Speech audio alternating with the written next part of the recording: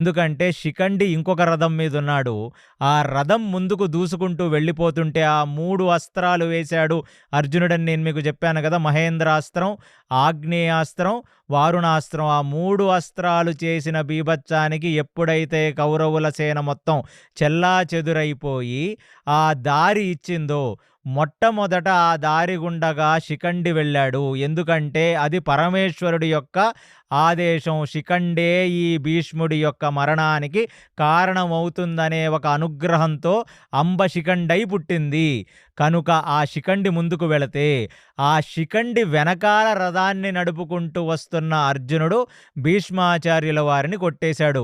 అంటే శిఖండి వెనకాల నుంచి నేను భీష్మాచార్యుల వారిని కొట్టానని మాత్రమే మీకు ఆ పాడ్‌కాస్ట్‌లో చెప్పాను. కానీ సినిమాల్లో చూపించినట్లుగా శిఖండిని ఆ శ్రీకృష్ణ పరమాత్మ రథం మీద నించుండబెట్టుకొని, ఆ శిఖండి వెనకాల దాక్కుని